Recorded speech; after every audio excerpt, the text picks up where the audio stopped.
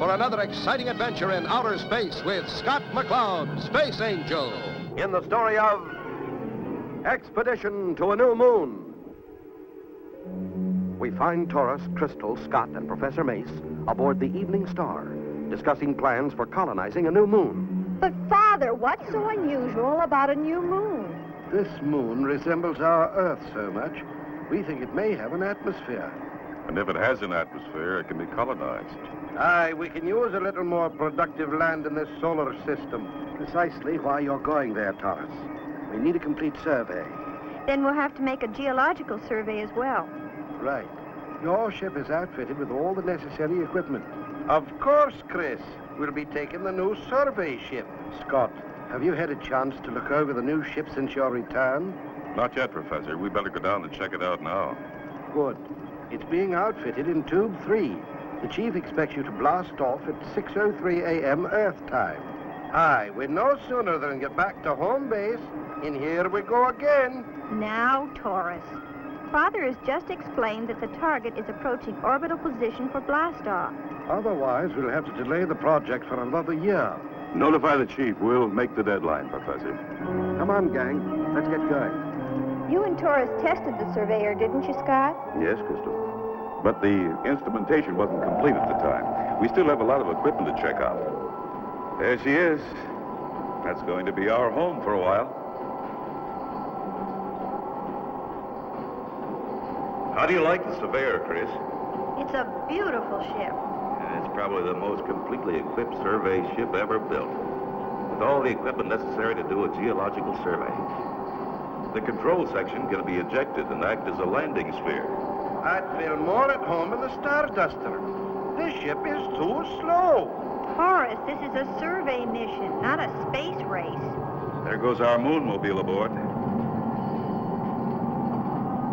It's built to travel over any kind of terrain. It's going to come in real handy. Aye, Skipper.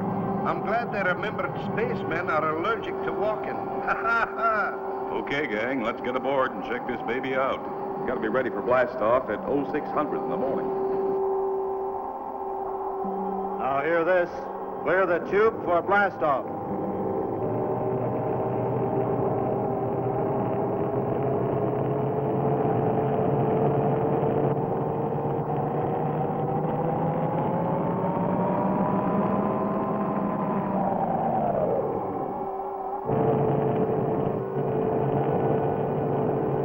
Reactors, go. Umbilical, go. Cabin pressure, go. Tube doors opening. Ready and counting. 10, 9. Angle of blastoff 320, vector 4. Correcting angle.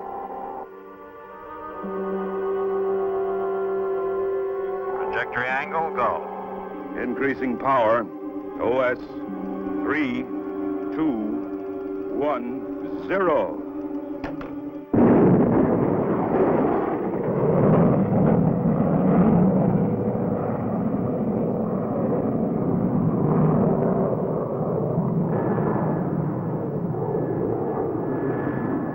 Trajectory good, approaching target velocity.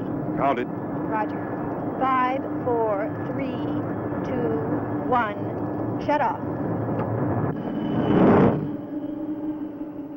A-OK, we're in free flight. Oh, this baby's got a kick like a mule. What's the matter, Taurus? Can't you take it anymore? There is more pounds of me to be pressed than there is of you, lass. That's for sure. Check the course, Chris. Right on target, Scott. 2 points off the twin star mirror. Right. And our flight plan velocity should get us there in 12 space periods. So we may as well relax and enjoy the scenery. Except for one thing, Taurus. We'll be getting into an uncharted area. Turn on your forward viewer and keep a sharp lookout. Okay, Skipper.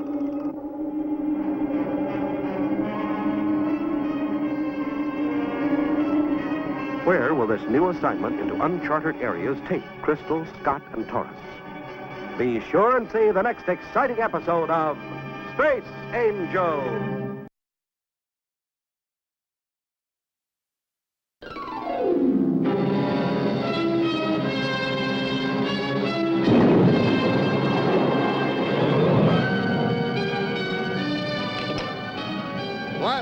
for another exciting adventure in outer space with Scott McCloud, Space Angel, in the story of Expedition to a New Moon.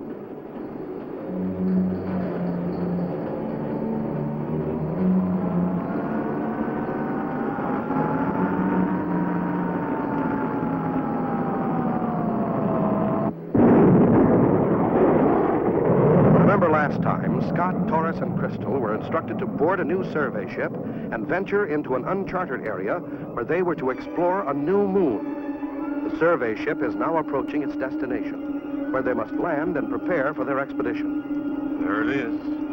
Take a look in your viewer. Mirror, the red giant. Look at the size of those suns, Skipper.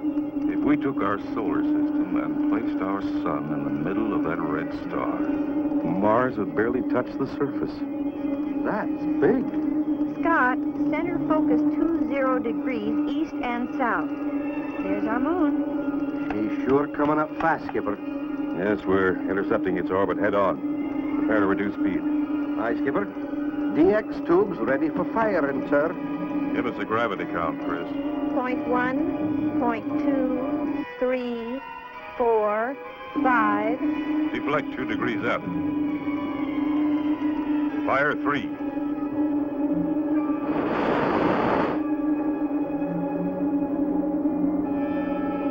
Stand by. I'm placing this baby into orbit. We're in orbit, Scott. Horace, prepare the landing sphere. Aye, Skipper. We're going to take a trip downstairs. There doesn't appear to be any atmosphere, Scott. We'll soon find out, Chris. We're sure not going to go without our space helmets.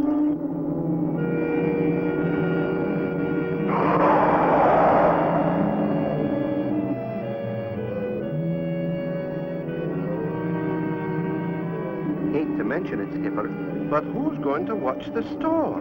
We can control the surveyor by remote control. When we land, we'll set up a station. That'll be our home base for a while. We'll land this big baby after we prepare a pad. Just thought I'd ask.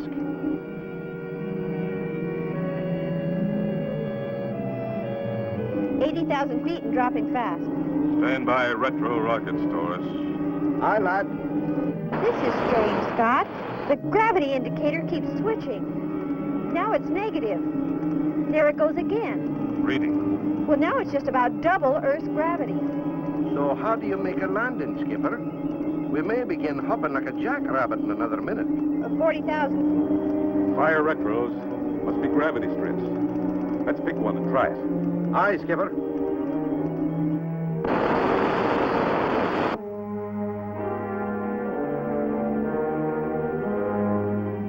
Scott, we're falling. Pretty fast, Skipper.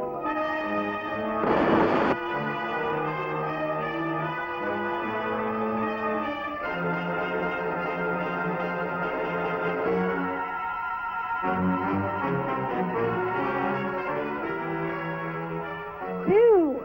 Good work, Skipper. That landing was much softer than I expected. I share your sentiments.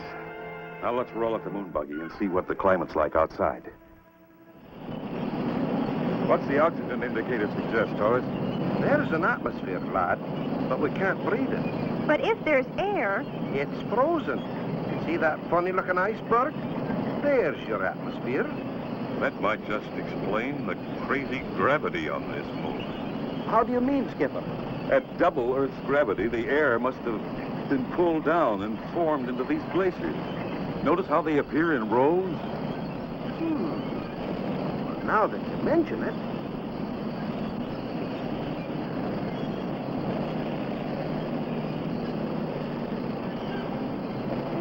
Stand by. Something's pulling us over. Well, trapped in their moonmobile on a strange new moon. What will happen to Scott, Crystal, and Taurus? Don't miss the next exciting episode of Space Angel.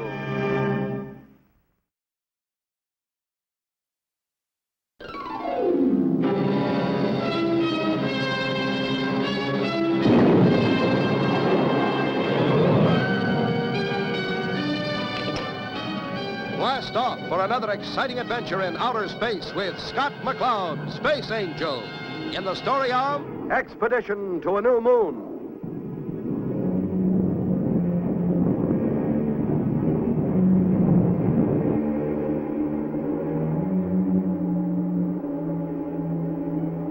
You remember last time, Scott, Torres, and Crystal blasted off in a specially built survey ship to explore a newly discovered moon. They left the main body of the ship in suspended orbital flight and landed on the planet in the control sphere. Embarking from the sphere in their specially equipped moonmobile, they started their survey of the new moon. While exploring, they discovered that the gravity on this planet was in strips. As they neared one of these gravity strips, a strange force grasped the ship. Even with power and throttle full forward, they were pulled slowly but steadily backward into the gravity strip.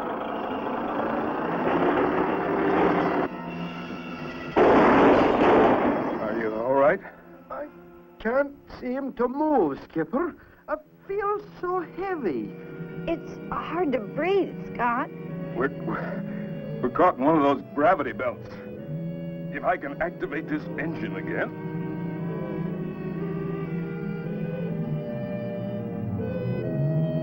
What's wrong, lad? I can't reach it. I think I can make it.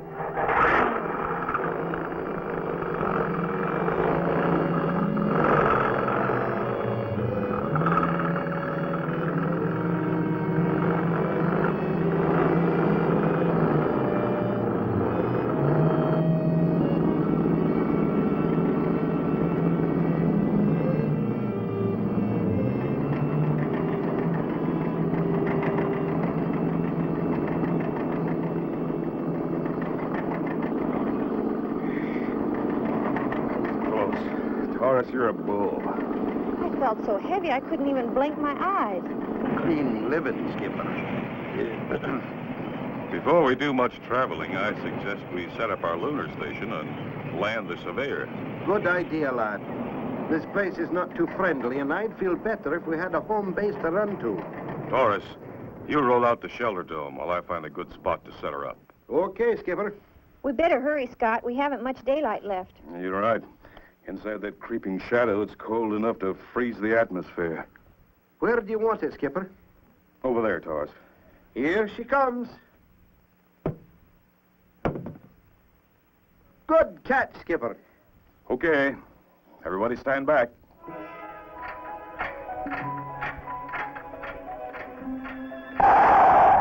Watch closely, lass, and you'll see how a king-sized igloo is hatched. That should give us ample living quarters. Now let's attach the landing sphere and set up housekeeping.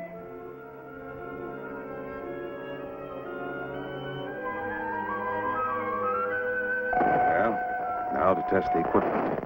Go ahead, Skipper. Everything seems to be in order. Let's see if we can pick up the surveyor. There. That should be it. Check it on the screen.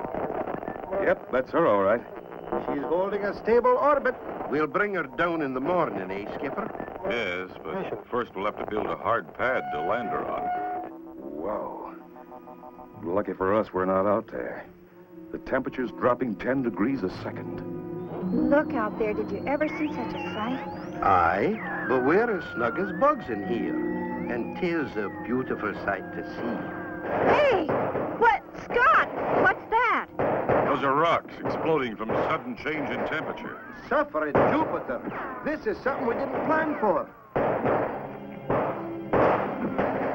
Scott, we're losing air. We've been hit. Our shielding's punctured. Their lunar station losing air after being punctured by exploding rocks.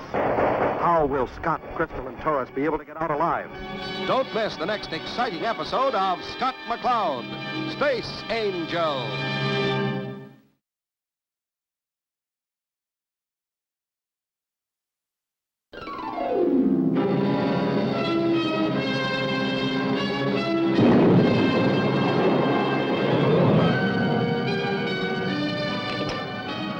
Blast off for another exciting adventure in outer space with Scott McCloud, Space Angel, in the story of Expedition to a New Moon. Remember last time, having had a narrow escape from death by falling over the cliff, Taurus got the Moonmobile going again so they could get back to setting up their lunar station.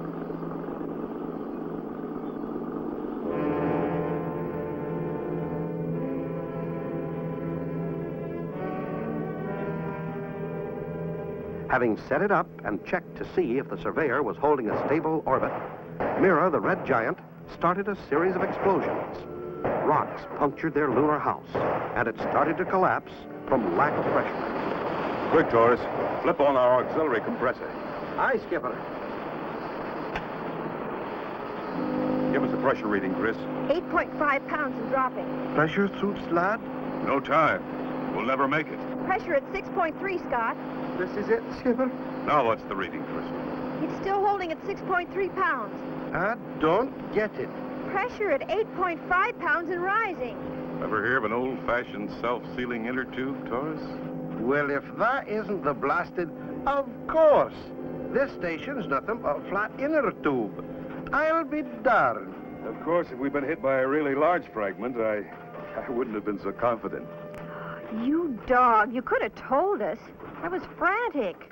How about you getting your father on the televiewer, Chris? He'll want to know what we found on this moon. Yes, sir, right away. Yes, Dad. And the atmosphere is frozen in strip. Frozen atmosphere, eh? Scott, what happens when ice is heated? It melts, then turns to steam, Professor. Exactly. Now listen and listen carefully. You are going to try a little experiment. Go ahead, Professor. Basically, what we are going to attempt is utilize kinetic energy derived from the various gravity belts on your moon. This friction shall generate a continuous heat. But, Professor, wouldn't that create a flood condition? Possibly, if the heat generated were not hot enough. To ensure against this possibility, you are going to plant a thermonuclear activator within the depths of the moon. Zowie. All clear, Scott? I've got you, Professor. We'll contact you later. Over. Good luck. Out. Well, let's get busy. Following Professor Mace's instruction, they planted the magnetic electrodes at strategic points between the gravity belts. How far from the next gravity belt, Taurus? Almost there, Skipper. Okay, slow down. There it is.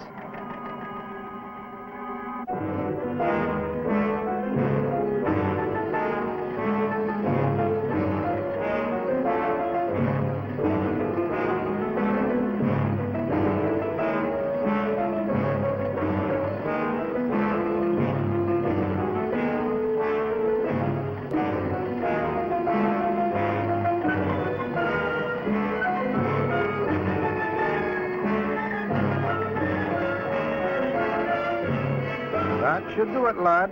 We've planted almost 200 of these magnetic electrodes. All right, back to the station. This next step is a doozy. I don't mind telling you, Skipper, I was scared silly when we planted that thermonuclear activator. What if it had gone off? Nothing could happen unless we trigger it. And that doesn't occur until we're a safe distance out in space. Then our job here is about finished, eh, Skipper? As soon as I check our circuits, we'll bring our ship out of orbit and blast off. Good. I'll prepare the landing pad while you're doing that.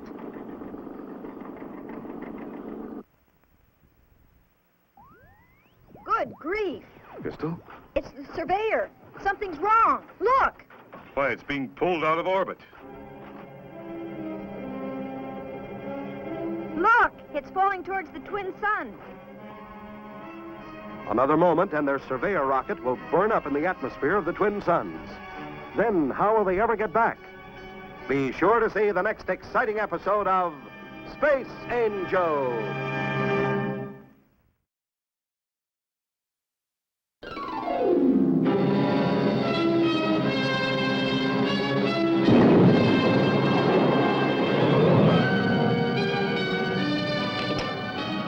Blast off for another exciting adventure in outer space with Scott McCloud, Space Angel, in the story of Expedition to a New Moon. Remember last time, having talked to Professor Mace, Scott, Torres, and Crystal were on their way to plant thermonuclear activators within the depths of the moon Mira. Having planted over 200 electrodes, which would not be triggered until they were out in space, they left for the Surveyor rocket, only to find Mira's magnetic field pulling it out of orbit. Quick, Torres. Activate remote controls on the Surveyor. Aye, Skipper. Activated. Engines on. Facing Mira Suns, Taurus. Maybe we can blast her out. Pressure up, lad. Fire when ready. Stand by.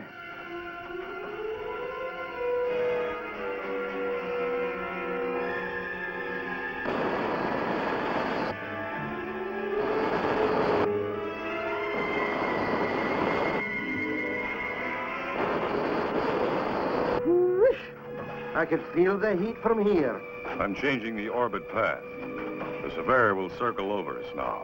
Like orbiting the North Pole on Earth, eh, lad? In a way. All set, gang? Set. Go ahead, lad.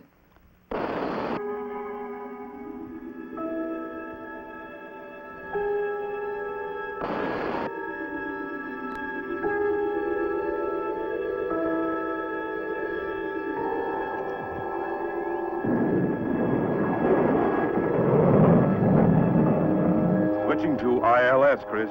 She's on the beam, Scott. Okay, Torres, looks good. Extend landing legs. Roger, Skipper.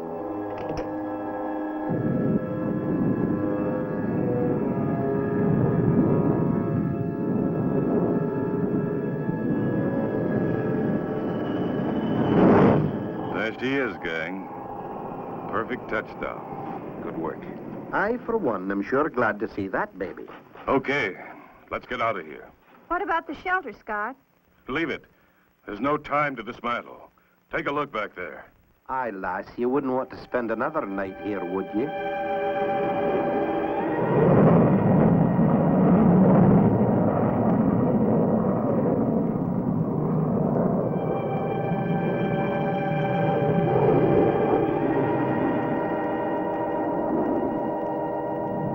Torres, reading. She's not clear yet, Skipper. She's still struggling through the scrambled gravity belts. As soon as we're clear, we'll change all that. She's clear. Flame out.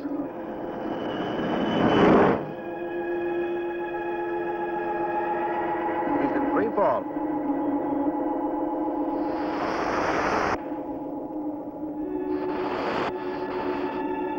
First, we'll activate the electrodes we planted back there. Get set, everybody. Here goes. From here, we've got a grandstand seat.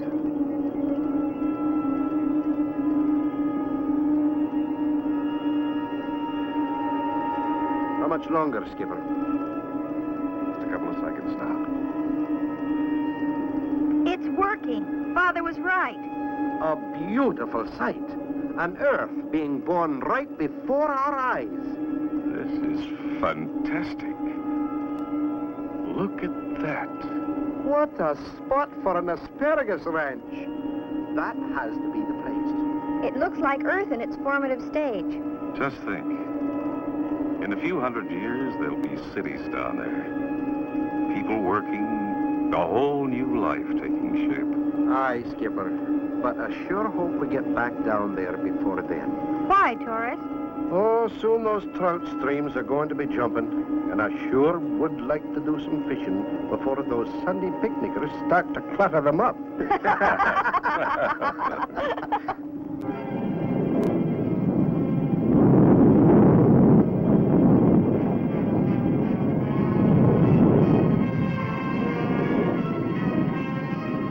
And so ends another exciting adventure with Scott McCloud, Space Angel.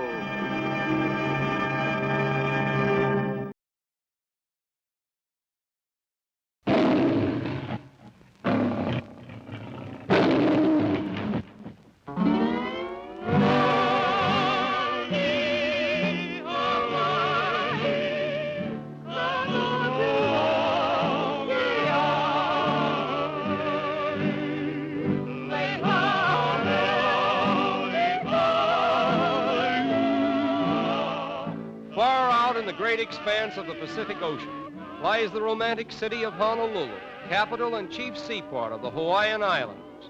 Although it is practically isolated from civilization as far as geographical distances are concerned, the nearest port of any consequence being over 2,000 miles away, it is the pivotal center of the great trade routes of the Pacific and a colorful meeting place for the peoples of the Orient and the Occident. It is also the headquarters of one of the most strategic and important naval stations of the United States Navy. Like most of the world's great cities, this outpost of the Pacific has its famous landmark, the Tower of Aloha, a symbol of welcome and farewell to the thousands of travelers who visit Honolulu every year. Since the beginning of the 20th century, the Hawaiian Islands have been a territory, but not a possession of the United States. Consequently, the influence of the United States has generally asserted itself throughout all of Hawaii, but more particularly in the city of Honolulu, which is rapidly becoming a modern metropolis, comparable with the most up-to-date cities in the world. Modern civilization, however, has not effaced the memory and the glorification of the Polynesian kings, former rulers of Hawaii, the greatest of whom was King Kamehameha, that beloved leader and hero who brought the turbulent islands under one rule in the year of 1795. In commemoration of his memory, this statue has been erected by a grateful people, and the poetical symbol of Hawaii, a lei or wreath of flowers, is ever present upon the arm that is raised in perpetual greeting. The colorful capes worn by the former kings of Hawaii were made of feathers taken from a certain species of bird, and the catching of these birds was usually accomplished by placing a sticky gum substance upon their favorite food trees. Each bird rendered only 2 of its most brilliant feathers. There are only a few of these precious capes in existence. They represent the highest development in Hawaiian art and are priceless beyond any evaluation. Although Mother Nature has been most generous in bestowing her tints and tones upon the islands, the native Hawaiians often resort to artificiality in gratifying their color instincts.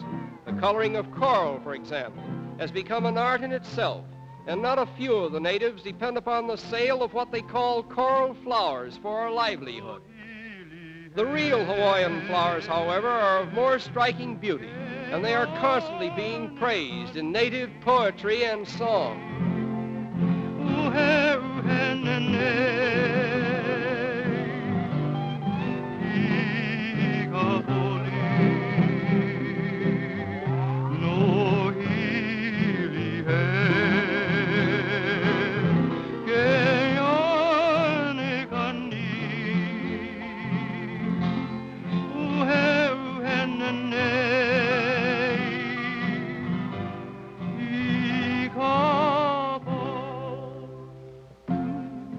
In a land that has over 900 species of flowering plants, it is only natural that flowers should play an important part in the lives of the native people, and this probably accounts for the custom of making floral wreaths or leis, which are placed upon the shoulders of visitors as a romantic token of welcome. When Captain Cook discovered Hawaii over 150 years ago, he estimated the native population to be about 400,000. But today, chiefly because of intermarriage, there are not more than 15,000 pure-blooded Hawaiians left upon the earth. The hula of ancient Hawaii, however, continues to be the traditional dance of the people, and it will probably remain as such long after the original Hawaiian race is completely absorbed by other races.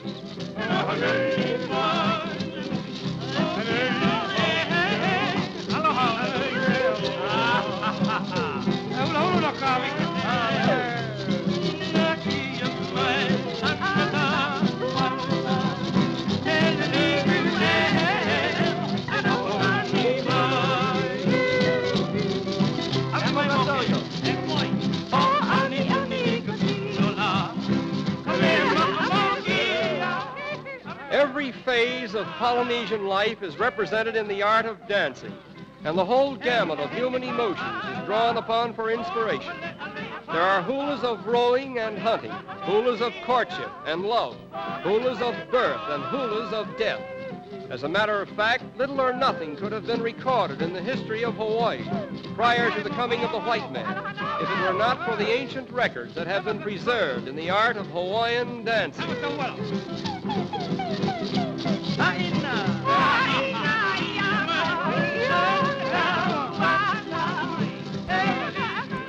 Diamond Head, Honolulu's most familiar landmark, gracefully extending itself into the Pacific Ocean, forms an imposing background for Waikiki, a narrow strip of beach which has become world famous through story and song.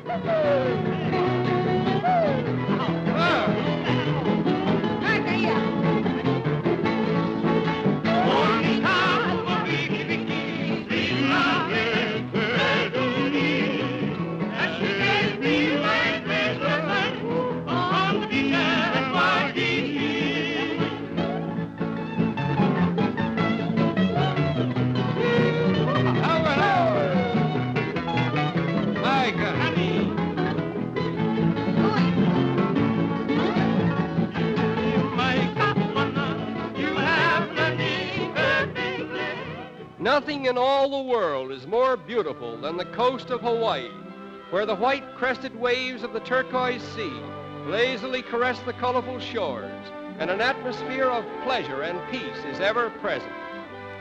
Over 1,000 years ago, when European seamen were still hugging their coasts in staunch little ships, afraid lest they fall off the edge of the world, the ancient Hawaiians were crossing thousands of miles of open sea in frail canoes with only the stars, the winds, and the birds to guide them. And at the end of their long and perilous journey, this was the coast that they sighted, and it was somewhere along this colorful shore that they landed.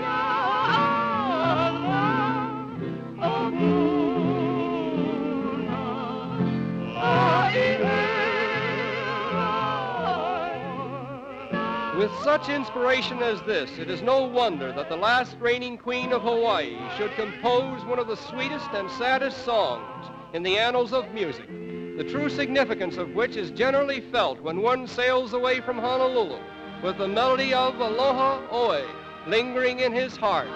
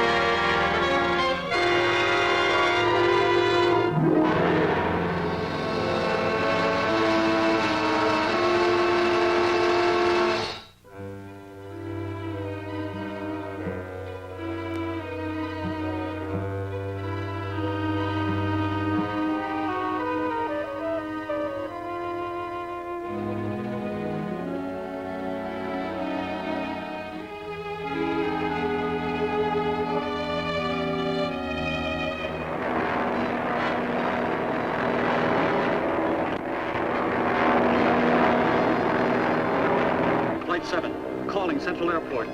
Come in, Central Airport. We're heading right for Superstition Peaks.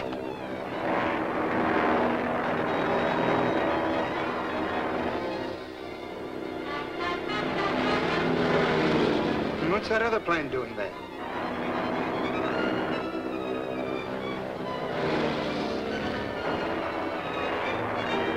Look, he's blinking his taillight. He's using Morse code.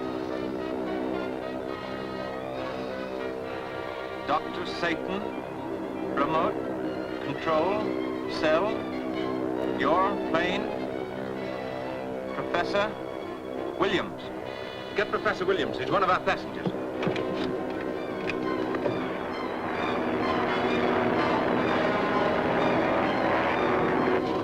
I controls have been cut off, Professor. That plane ahead is warning us about a remote control cell. He keeps repeating Dr. Satan, Professor Williams. The elderly means that Dr. Satan has installed his remote control cell in this plane. We must find it at once. They shall not escape me. I'll crash the transport.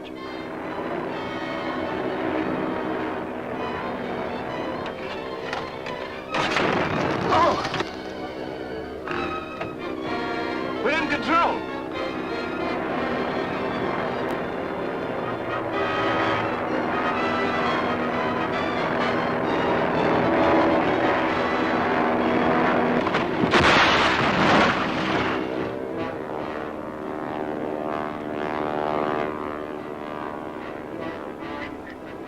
They must have broken to control.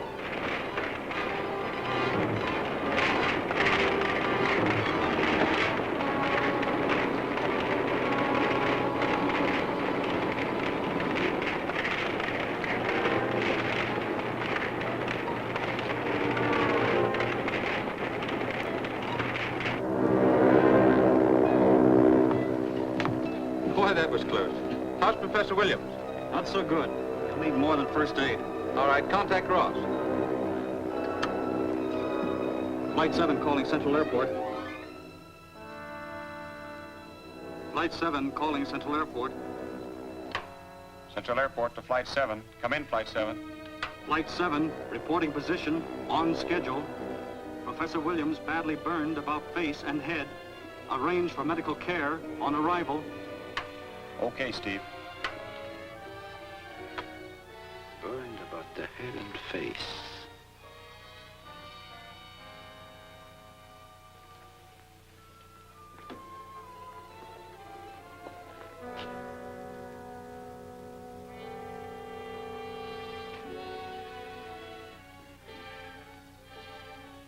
The most fortunate accident. I don't understand. You will very soon. Come. We must work quickly.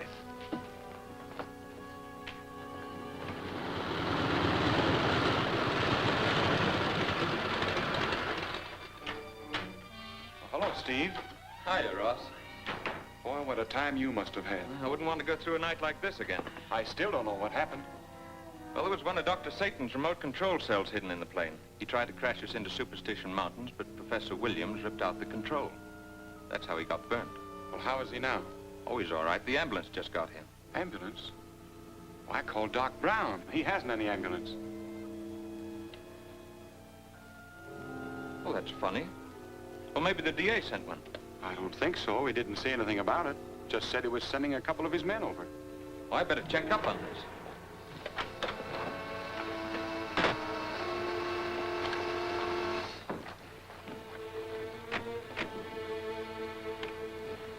I'm Martin, Capital City Star. I'd like to go along and get a statement from the professor as soon as he's able to talk.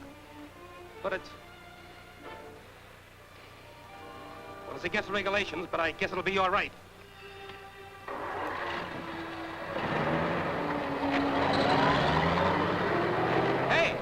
Hey, wait a minute!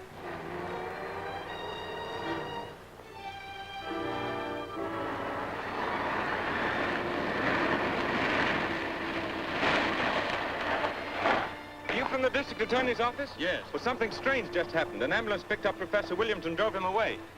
And the ambulance wasn't sent for. Which way did they go? They headed for South Boulevard. We'll pick up that ambulance.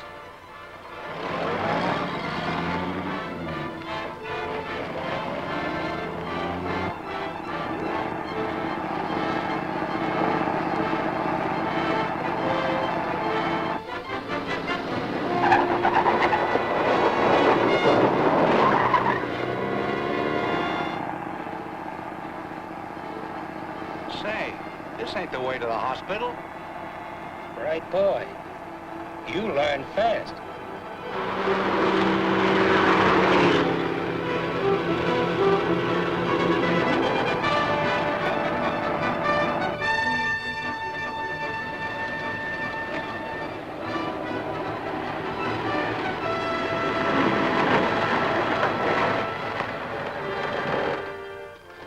We'd better hurry. There's a DA car right behind us.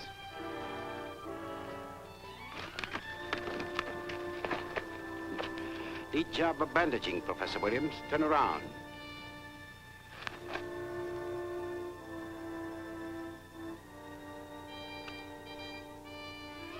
Hey, how about this reporter? Get out, you. What's he doing here? He insisted on coming along. Take him with you. I'll call you later. Yes, sir.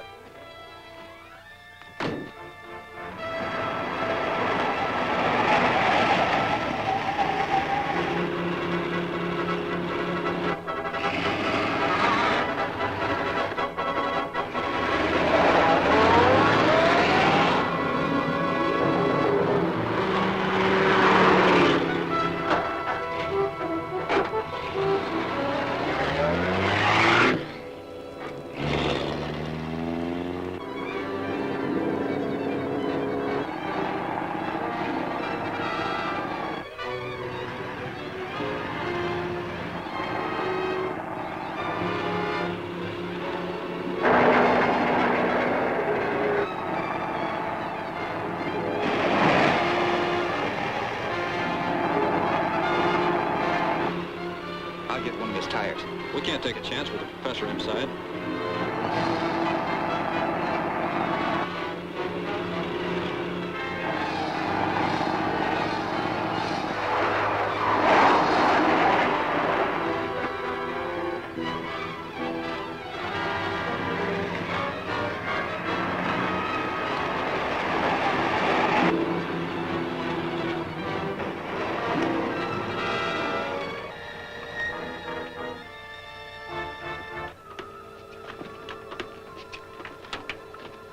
Professor? Yes, quite. We're from the district attorney's office. We better get you to a doctor. No, it won't be necessary. I'm not badly hurt. But you're burned. Oh, they're superficial. Besides, I'm anxious to get to Lowman Park. There is work to do. You drive the ambulance to the office. I'll take the professor to Lowman Park. Right.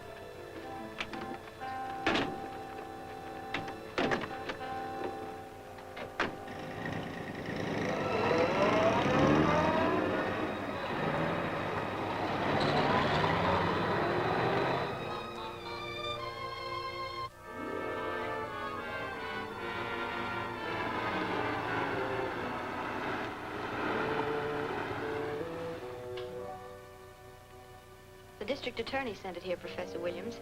He thought you could work to better advantage here in Father's laboratory. Quite thoughtful of him, Miss Scott. Hello, Bob. I want you to meet Professor Williams. Professor Williams, this is Bob Wayne. How do you do? How do you do? It was Bob who flew the plane that warned your pilot.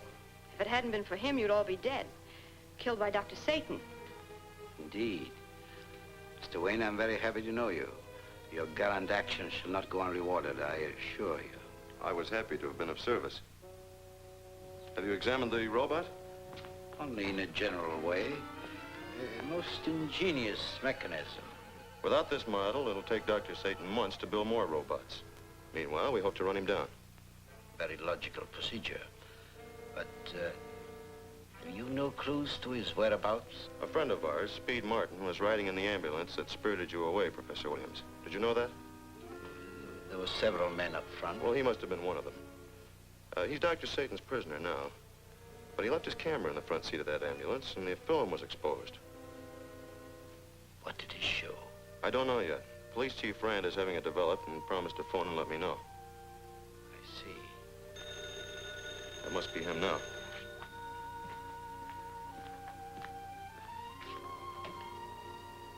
Hello? Hello, Bob. Yes, we found something. A picture of a car and a license plate, but it's a phony. The car had been stolen, and the address given was a deserted hotel at Oyster Cove. Thanks, Chief.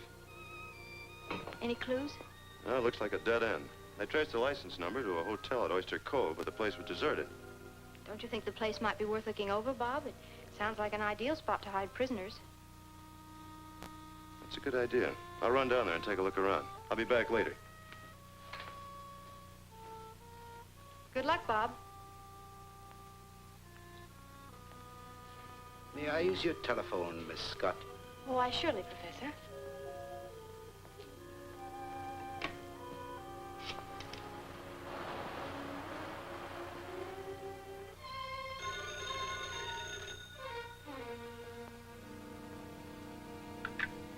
Hello? This is Professor Williams. Professor Williams? Yes, Williams. Oh, I get it. Yes, we just got here. I want to make reservations for a friend of mine, Mr. Lewis. He's coming to visit you. So please arrange to take care of him properly. I understand. We'll take care of him, all right.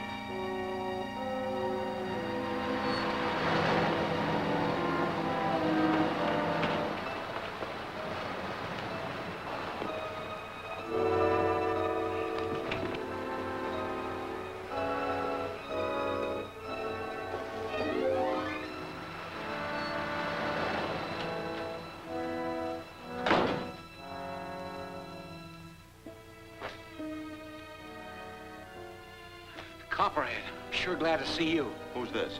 This is Professor Williams. Professor Williams? Well, I just left him at Loman Park. The man's an imposter. I'm Professor Williams. Dr. Satan got in the ambulance and...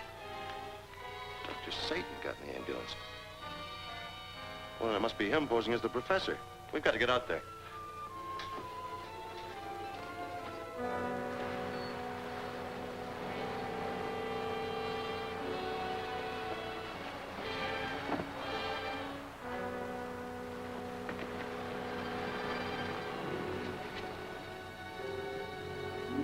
This way.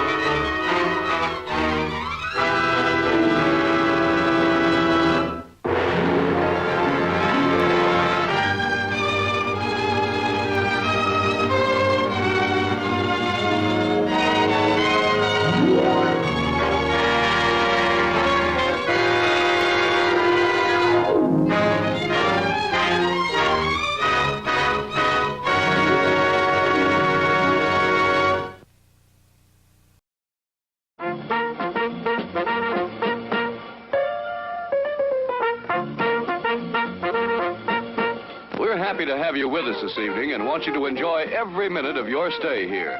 And while you relax and stretch, visit our concession where you'll find something to please you.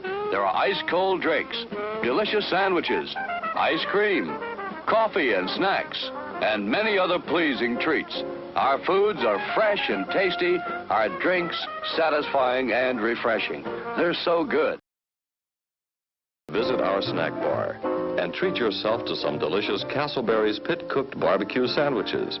Cook the Castleberry way, slowly over open pits of glowing charcoal, then seasoned with a sauce that's zesty, yet delightfully mild to please the entire family. Also at the snack bar, you'll find popcorn and soft drinks and candy and French fries to go with your Castleberry's barbecue sandwiches. There's plenty of time before the movie starts, so visit our snack bar right now for Castleberry's pit-cooked barbecue sandwiches.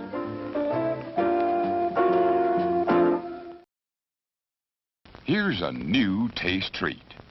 The corn dog. Plump, juicy wieners are dipped in a thick, golden Southern-style corn batter that seals in all their freshness and flavor. If you like hot dogs, you'll love corn dogs. Everybody does. Try a corn dog with your favorite beverage. At the refreshment corner now. Corn dogs.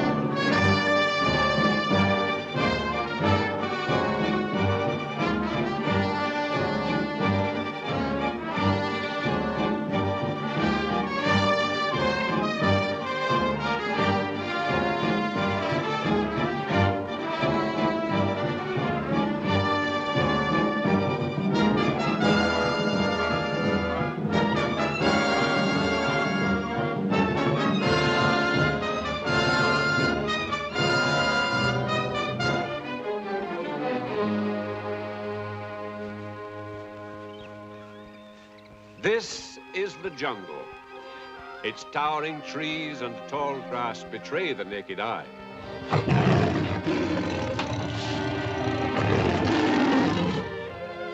But the piercing, thunderous roar that pervades the density of the forest makes clear that this is no mere wilderness.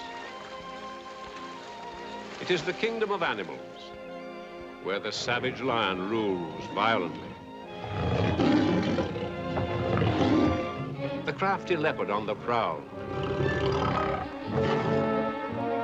He attacks and devours the beast of prey. Here is the land of monkeys. The mischievous monkey avoids the carnivorous crocodile.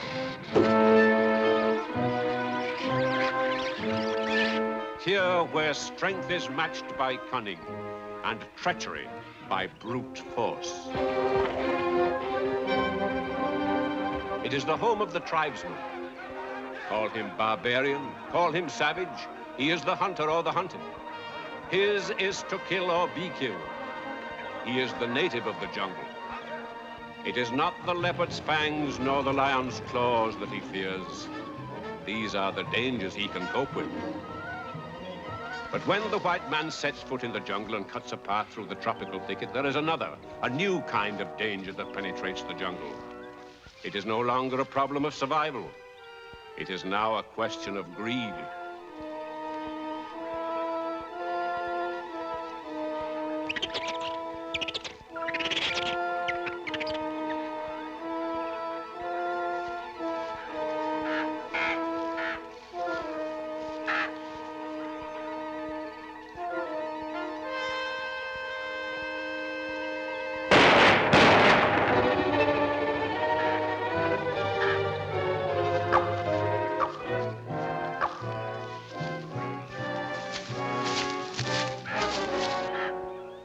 We ain't got a chance to find the hidden city.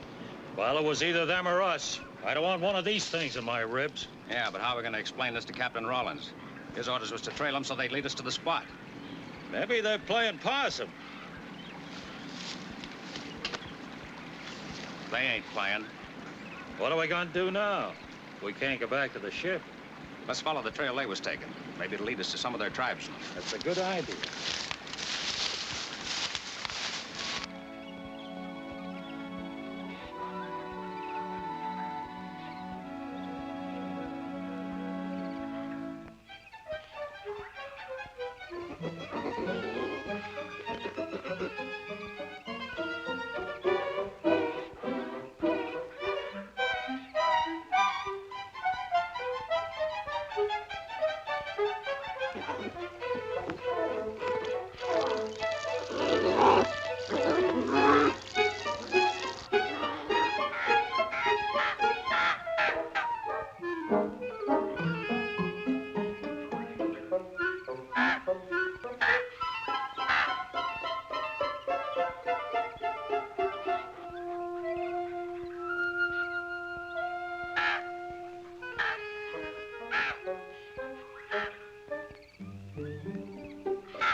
Sounds like Carco's in trouble.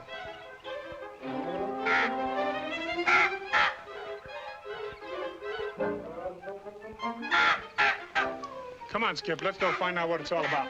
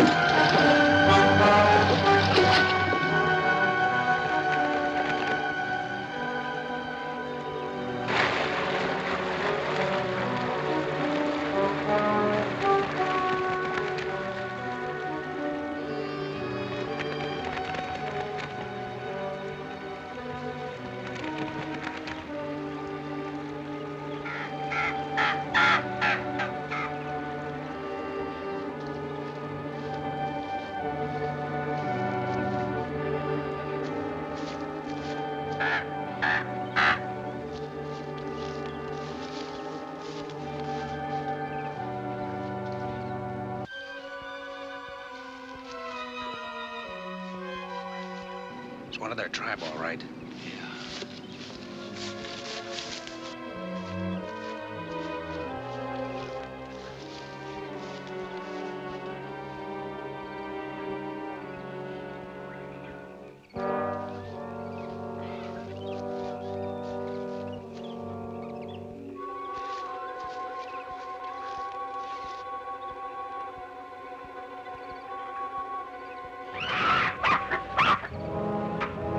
Yeah.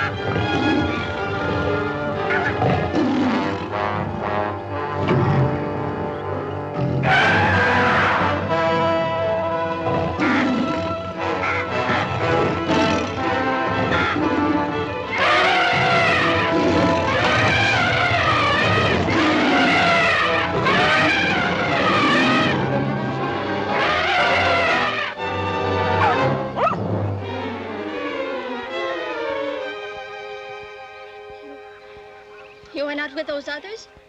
You speak English. In my land, many tongues are spoken. Who are you? What land are you from? I'm called Liwana. Those men, you come not with them? No, I live here in the jungle. Then you are Jungle Jim, the one I seek. How did you know my name? The talking drums of your jungle friends carry far, even to Zam. Zam? The hidden city beyond the mountains? Zam is no longer a secret. The white men know of it. The men from the settlement by the sea, they seek to find it and steal its treasures. Those two won't bother you anymore? But others will. They seek to find it. That's why I come to beg your help. I'd like to help you, but what can I do?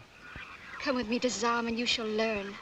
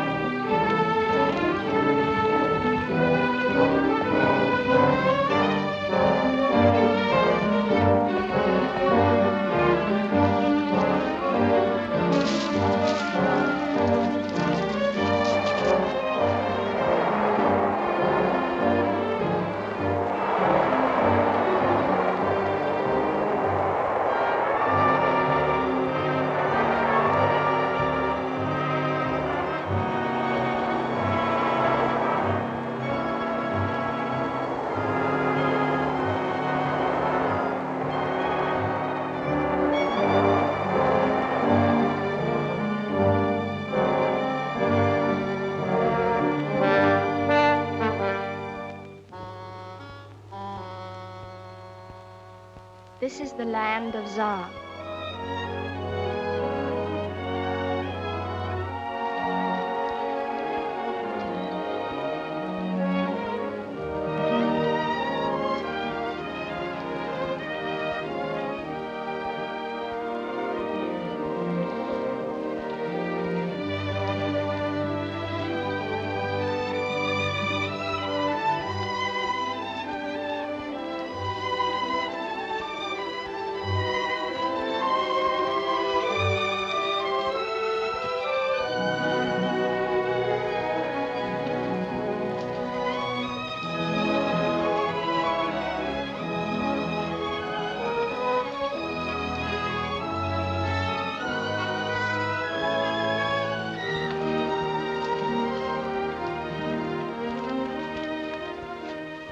Father, this is the one we seek, Jungle Jim. My father, Zoran, leader of the people of Zam. Welcome, my friend. Your presence heartens me. 2 escorts I sent with you, Lawana. I see them not. They lie dead in the jungle, slain by white men. And the white men? A lion got them.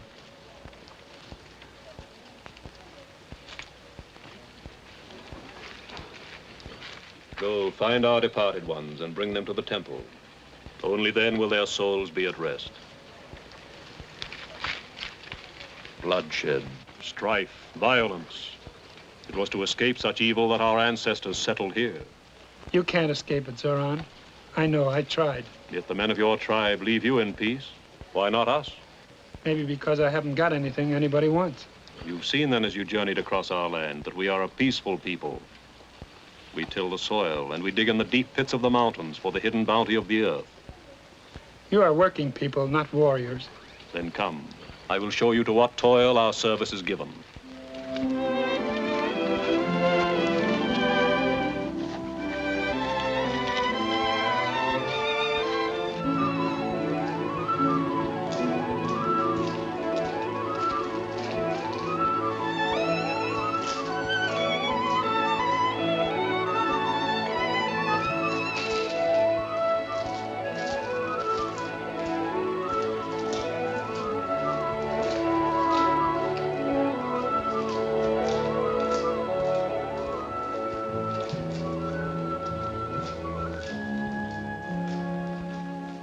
All you see is set with crystal. Crystal? Diamonds?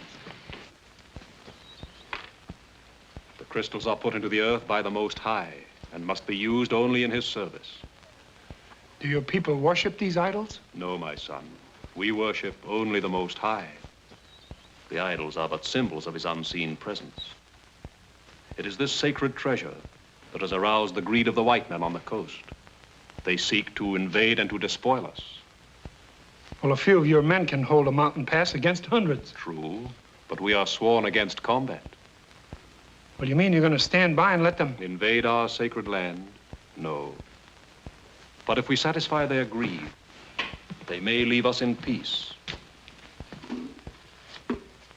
It is our hope that in exchange for these, they will molest us no more. You will take these crystals to the white men as a peace offering? Supposing after they saw those, they wanted more. You understand the white men, my friend. You can reason with them. That is why we sought your aid. All right. It's late now. I'll start early in the morning. For my people, I thank you, my son.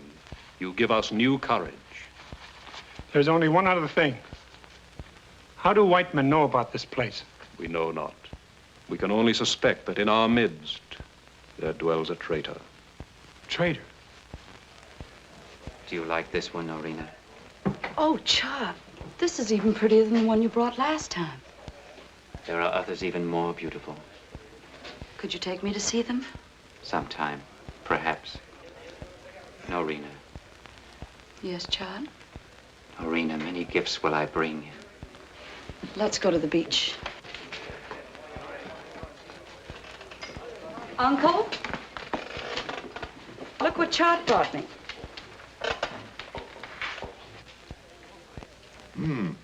Rather pretty, Chart. If you have any more with a glass in them, I'll be glad to buy them and make a trade. No, Mr. Calhoun. They're for loved ones. We're going for a swim.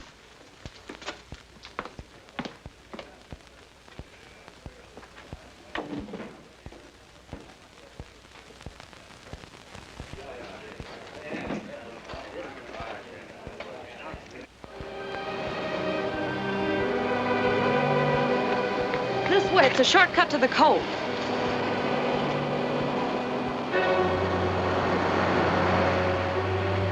Hey, Captain, ain't that Chot with Norina? Oh, it couldn't have been Chot. Walker and Avery aren't back yet. Captain, maybe he caught them trailing him home and ducked them in the jungle. If he did, they'd been back by now. Yeah, I guess you're right. Sure looks like Chot, though. Wonder who it was.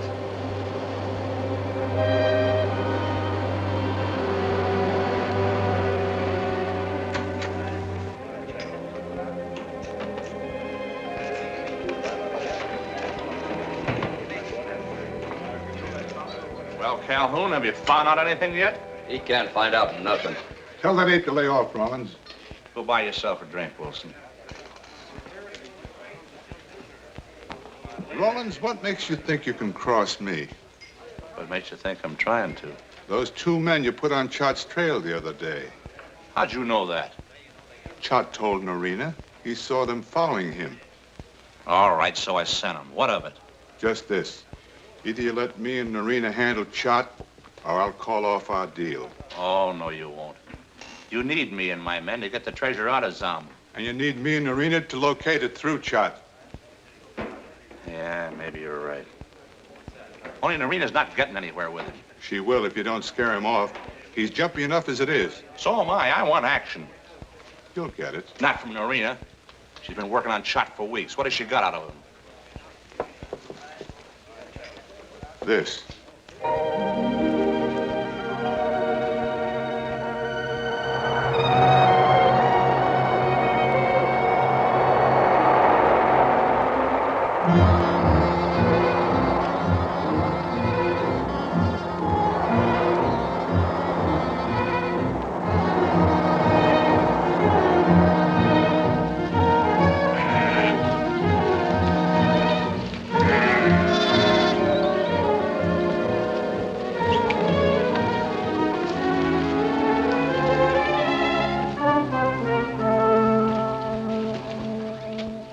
The long night has given you new strength for the dangerous journey.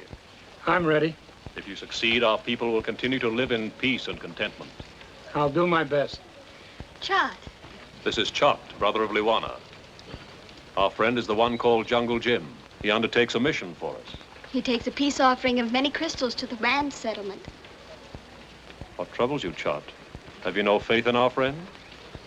Is it not my duty as your son to perform such a mission? Well spoken, Chot. But the task requires knowledge of the white man's mind. Do you have that, my son? No, my father. May a clear eye guide you, my friend, and a strong arm defend you. Thank you, Zoran. I may need both.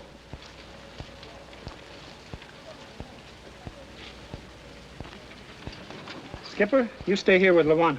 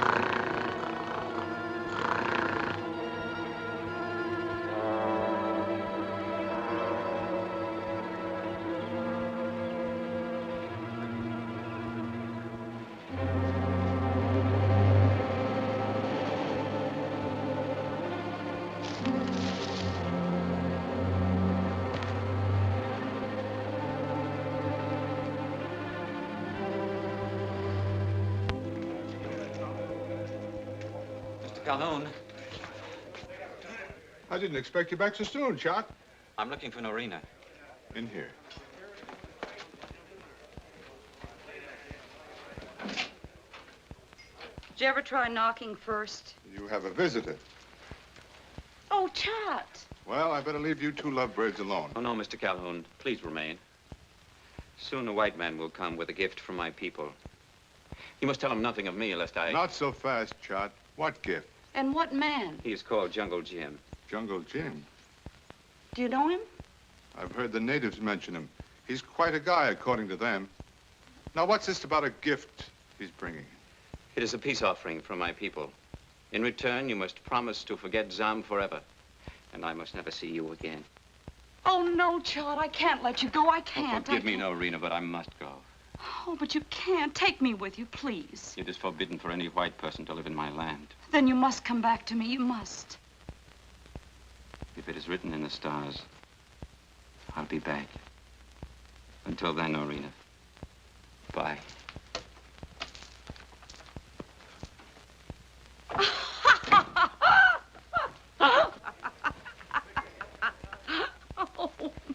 What's so funny? If it is written in the stars, I will be back. Goodbye. Why'd you let him get away? Well, what'd you expect me to do? Go with him. Are you crazy? Do you think I'm going to follow him through the jungle? Well, I'm going to.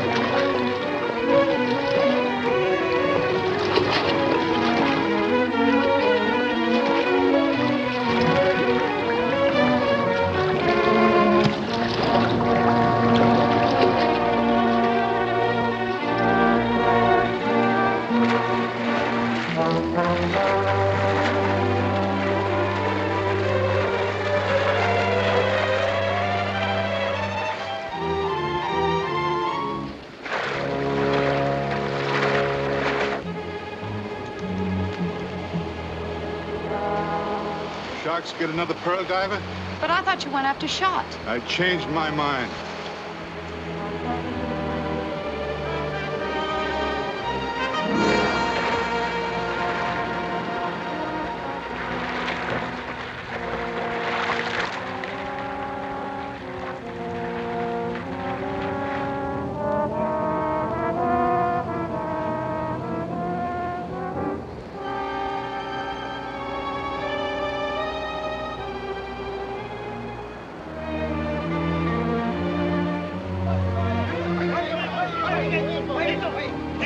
Nice going.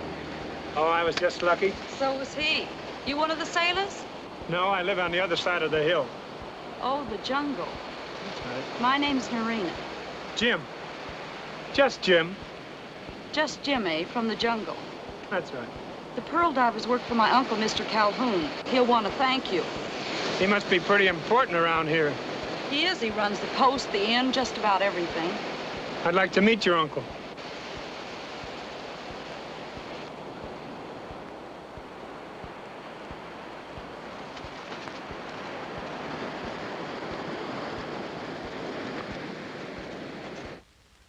Well, so you go after that shark.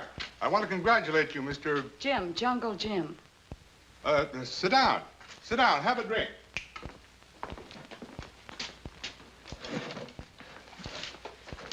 What do you have? Coconut milk. Coconut milk? That's right. Well, Jim, what do you think about thriving little settlement? Understand you run things around here, Calhoun. Let's say I just guide them. That your ship out in the bay there? Belongs to a friend of mine, Captain Rollins. Good friend? Might say that. Partner, maybe? Maybe. Well, is he or isn't he? All right, he is. Okay. I guess these belong to you, then. What do I have to do for this? Don't you know? You tell me. I imagine Chot told you. Where are you going with the rest of those?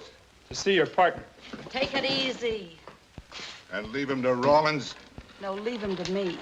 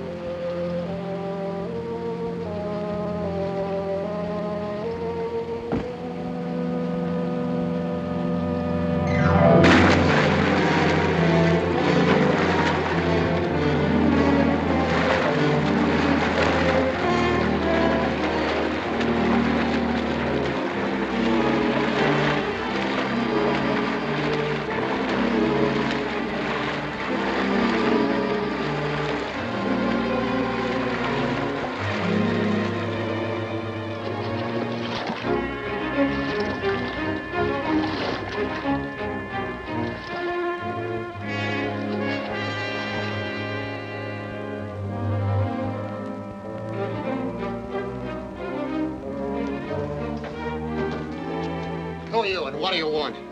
Your skipper, where is he?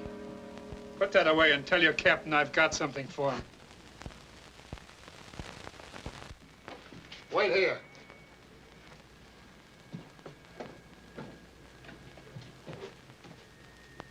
And you'd better send some of the boys out to look for Welker and Avery. They should have been back by now. Somebody aboard, Captain. Calhoun? You Captain Rollins? Yeah. How did you get aboard? These belong to your men? Welker and Avery. Where did you get these? Near Zam. Beat it.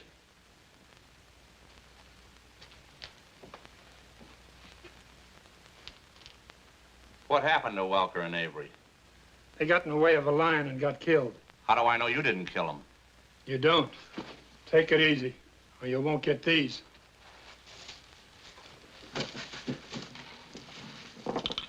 Diamonds. And you're giving them to me? I'm not. The people of Zam are. What do I do for them? Just keep away from them.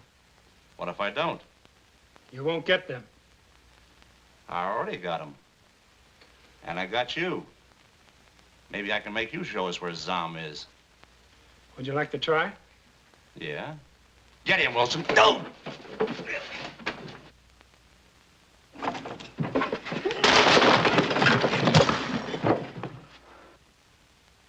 Say, you're all right.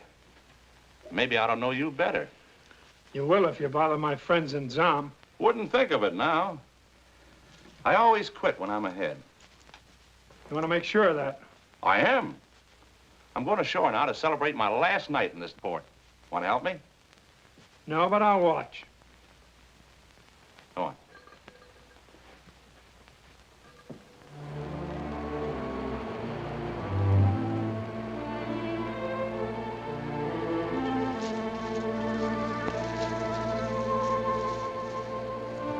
Wonder if he told Rawlins where the place is. Not him. Tell Rollins to let me take care of this big boy from the jungle. Sure you can? What do you think?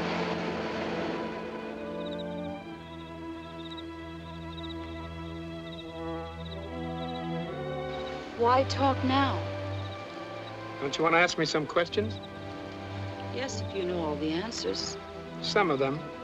About Zom and how to get there. Why should I want to know? So you and your friends can get the rest of the diamonds? Well, maybe I was supposed to try and get some information out of you. But maybe I changed my mind. Now, what would make you do that? Maybe you. Very flattering, but not very convincing. You fool! I could have let Calhoun and Rollins work on you, but I didn't. I brought you here. So you can work on me yourself? No, to warn you to get away. And to ask you to take me with you. Where to, Zom? Oh, what's the use? I try to be on the level with you, and you kick me in the face. Go on, get out of here while you're still alive. Go on, beat it.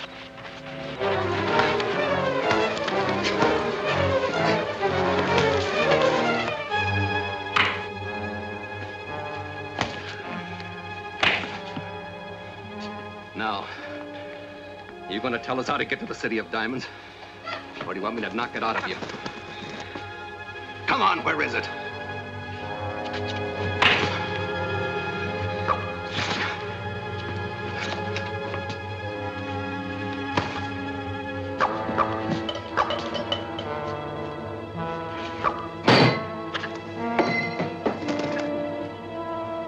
Now, you ready to talk?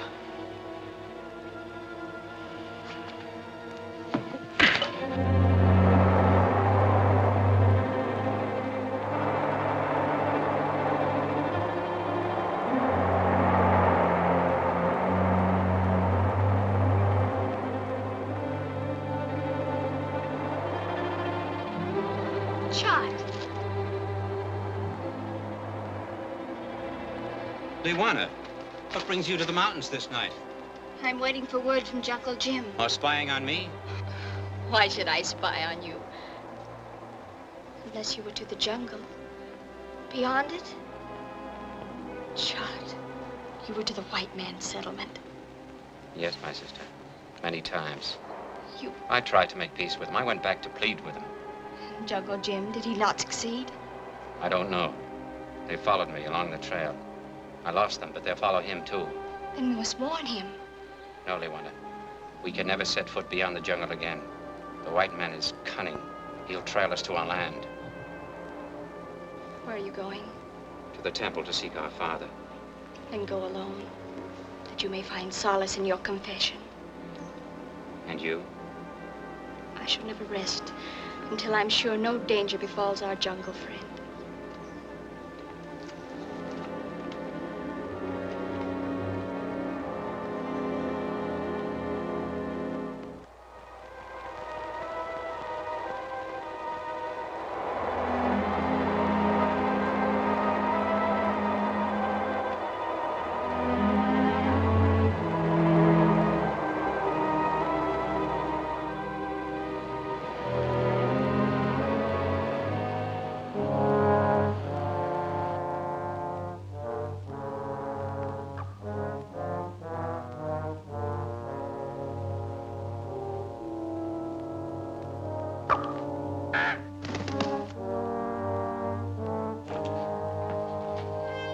What, you too? No, Jim, I came to release you. If I take you to Zam? Just take me with you to the jungle. I thought so.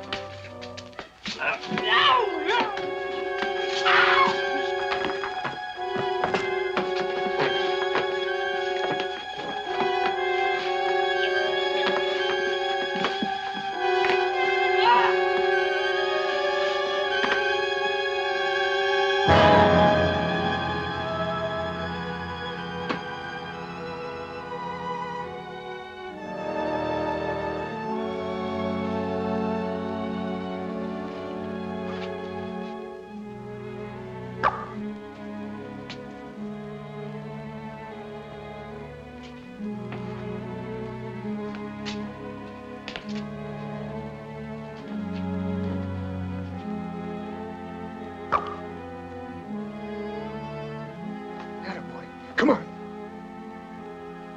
Keep it up. Come on. Cocker. Come on, keep pecking it. Hey, I'll take it, huh? Give it back to me. Come on, come on. Come on, take it, take it, take it. Now give it back to me. Where's Dave? He looks like you. Come on. Give me another. Where's down? Give me a clean glass. Want me to go back to work on that guy? You'll never get anything out of him. Yeah? Well, he'll talk or I'll... Maybe we ought to go back to work on Marina again. She's dead. I caught her trying to help him get away.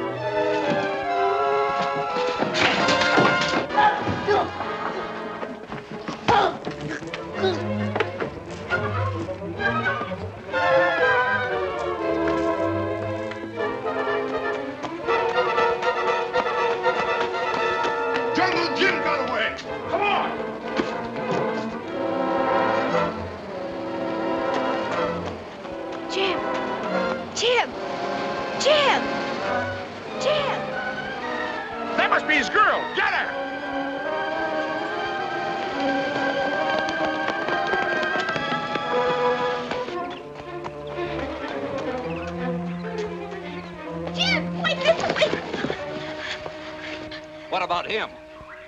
Let him go. You crazy? You were supposed to meet him here, weren't you?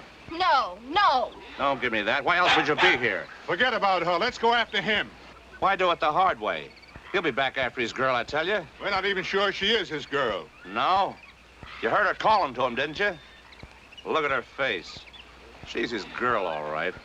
Take her to the ship. Skipper, don't go after Jim, no! Oh. His dog, huh? Maybe his dog will bring him back quicker than I thought. Come on.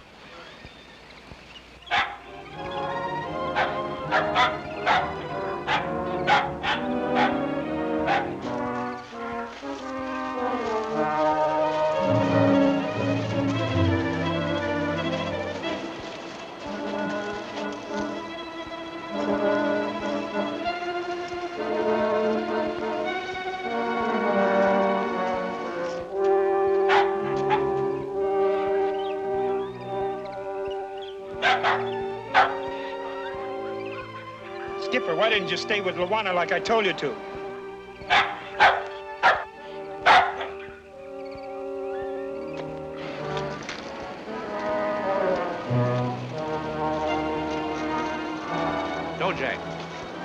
Colonel Lurch guards a small boat.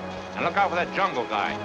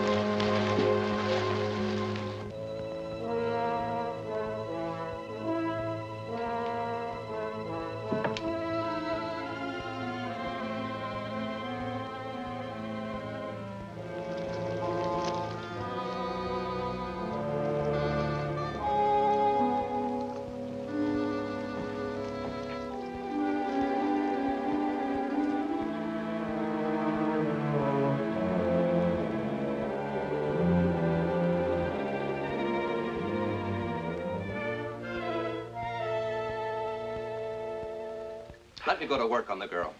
I'll make her talk. Like you made him talk. If it wasn't for Noreen and Calhoun, he never would have done it. Shut up, you! Say, maybe the girl can lead us to Zahn. Maybe. Maybe not. But one thing is sure. He'll come back for her.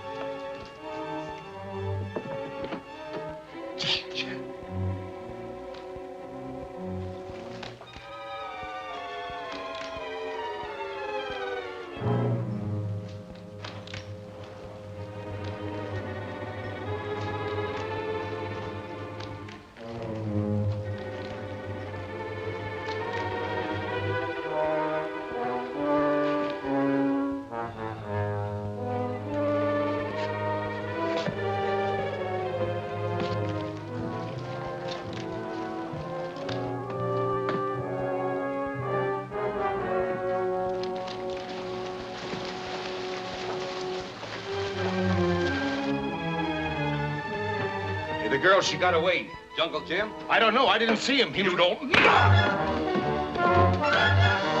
Man the showboat! Look alive there! Make it fast!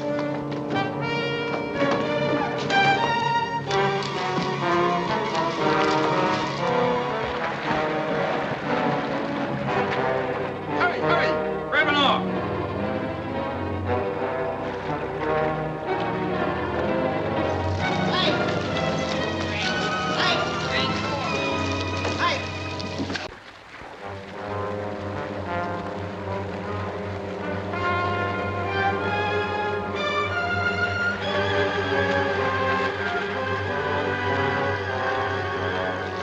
Hurry, hurry!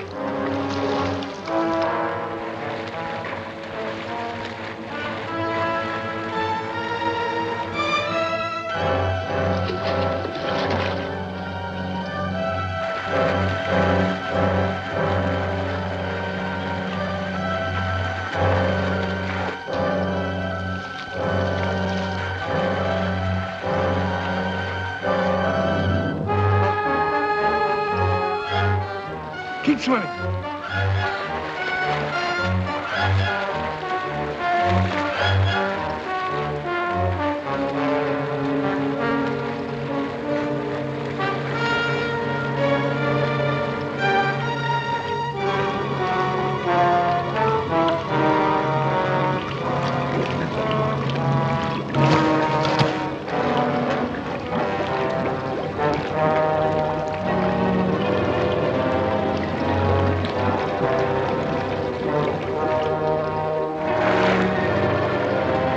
Come on, get her aboard.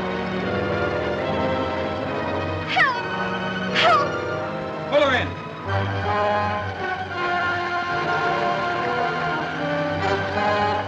Back to the ship. There he is. Hold it. I'll give you one more chance. Are you ready to lead us to the hidden city? Maybe she can convince you. You sure you don't know the way through the jungle? No, she doesn't. Then you'll have to take us. All right, Calhoun. You like to use the knife. Why don't you? 5 paces. And I'll bet you a diamond a pace you can't hit the mark the first time. That's a bet.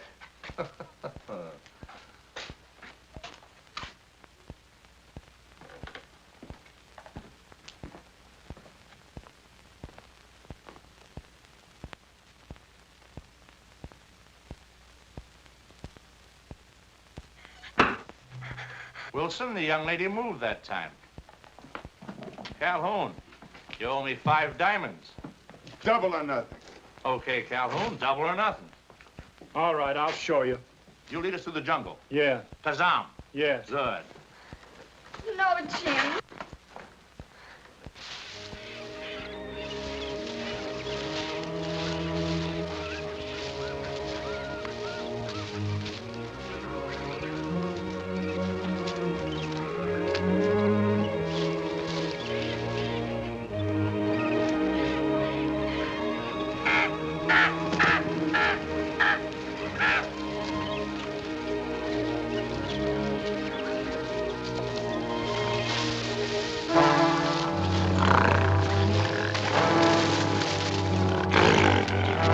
Stop, Simba, stop!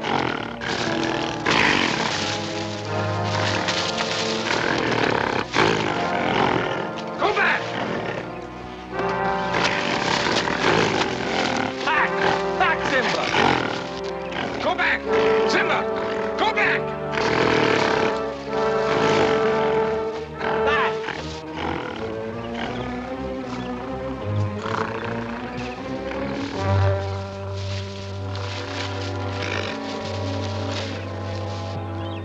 If you got any more pets like that, you better keep them away, or I'll get her before they get us. Come on.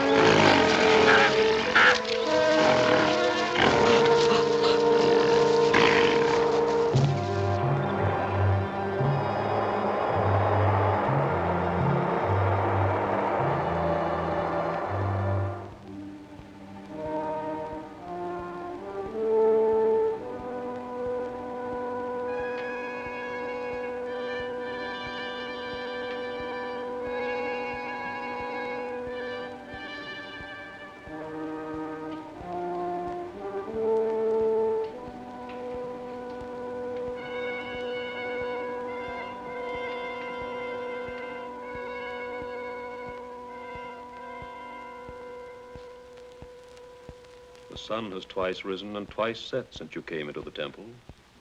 I seek understanding. It is written that the people of Zam, like the people beyond the mountains and beyond the waters, are mere mortals. I seek forgiveness, too. To devote one's life to the service of the Most High is to be forgiven. No, my father.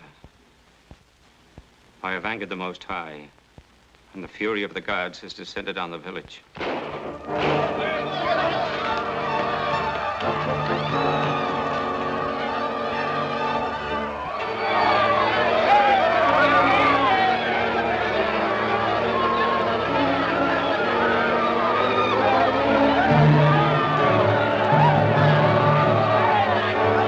Leave a guard on them. We need them to get back. They'll be here.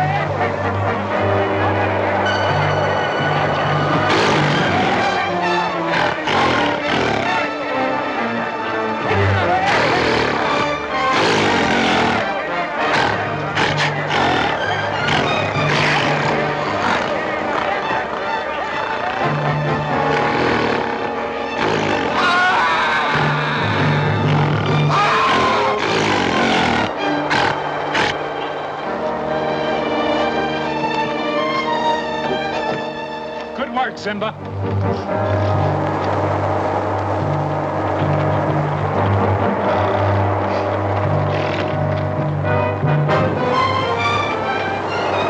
Go get him!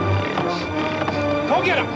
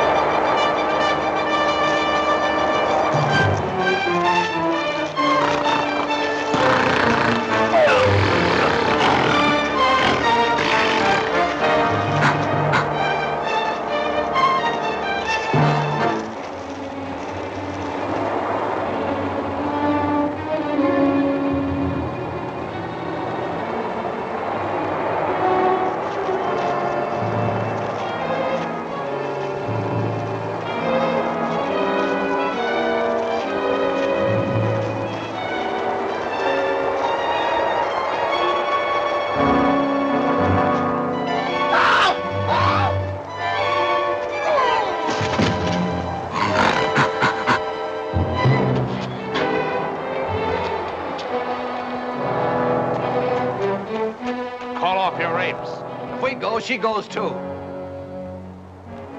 Follow me. Hand me your gun.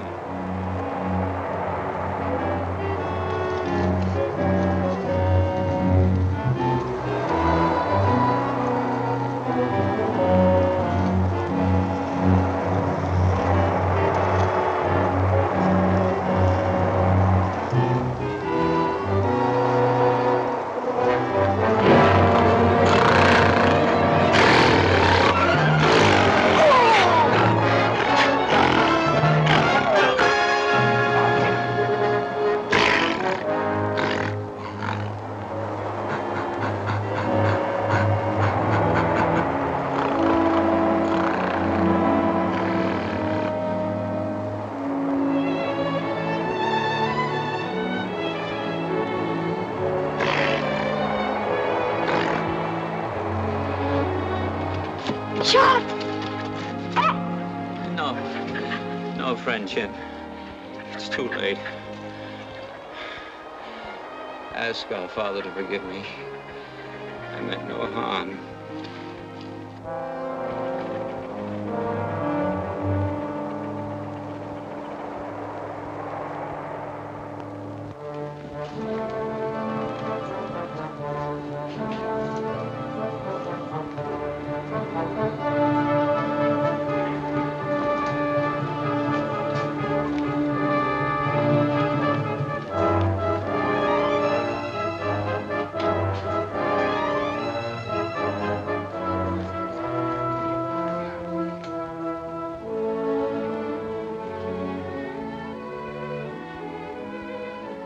Zalm is gone forever. Not forever, Luana. Your people have great courage. Even more than courage, they have faith. You speak truly, Jungle Jim.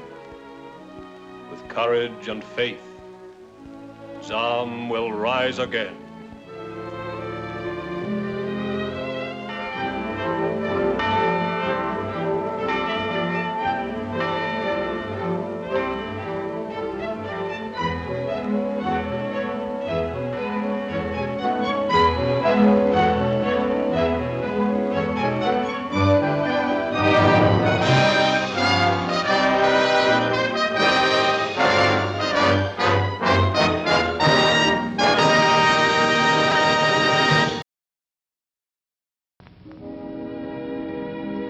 And now, folks, it's time to say goodnight. We sincerely appreciate your patronage and hope we've succeeded in bringing you an enjoyable evening of entertainment. Please drive home carefully and come back again soon. Good night.